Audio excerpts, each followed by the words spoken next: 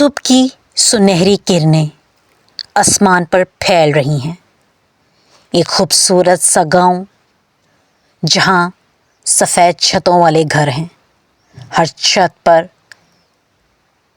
سورج اپنے وقت پر چمکتا ہے اور چاند رات کو دمکتا ہے۔ درختوں کی ہریالی اور ٹھنڈی ہوا رمضان کی آمد کی برکتوں کی گواہی دے رہی ہے۔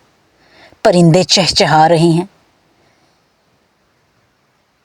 خوبصورت بچے جن کی آنکھیں امید سے بھری ہیں وہ رمضان کی تیاریوں میں مصروف ہیں۔ کچھ گھروں کو سجا رہے ہیں اور کچھ اس رمضان کیا نیا کام کرنا ہے اس کا منصوبہ بنا رہے ہیں۔ چند بچے اور بچیاں خوبصورت ملبوسات پہنے ہوئے ایک ہریالی گزرگاہ میں سفر کر رہی ہیں، جن کے ہاتھوں میں کھانے کی ٹوکریاں، پانی کی بوتلیں، کھجور اور افطار کا سامان موجود ہے۔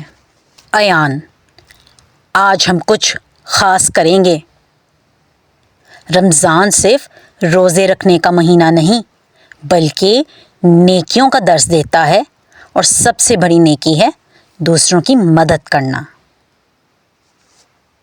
ہنا، ہاں، ہم غریبوں کی مدد کریں گے، غریبوں کے لیے کھانے کا انتظام کریں گے تاکہ وہ بھی خوشی کے ساتھ افطار کر سکیں۔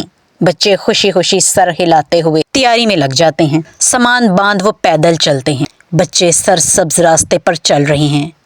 ان کے ہاتھوں میں کھجوروں اور پانی کی بوتلیں اور کھانے کا سامان ہے۔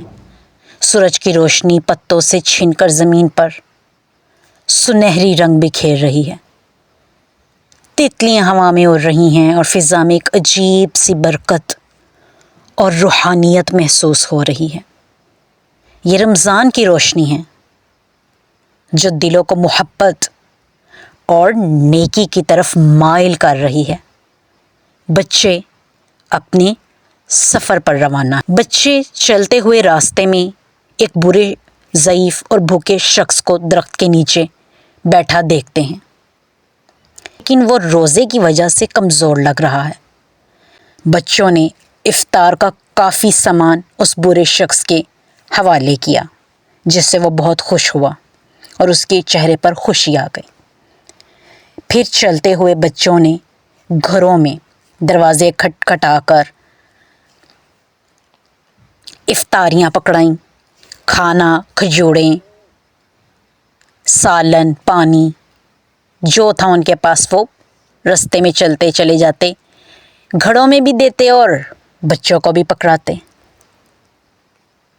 یہ سب کر کر ان بچوں کو کافی خوشی محسوس ہو رہی تھی، کیونکہ در حقیقت رمضان صرف روزے رکھنے کا نام ہی نہیں بلکہ اپنی خوشیوں میں، اپنے مال میں سے لوگوں کو حصہ دینے کا اور نیکی کرنے کا بھی درس دیتا ہے۔ بچے راستے میں ایک خیمہ زن غریب بھوکی بڑھیا کو دیکھتے ہیں، اس کا حال احوال پوچھتے ہیں اور اس کو بھی افطاری کے لیے خوب سارا کھانا دیتے ہیں۔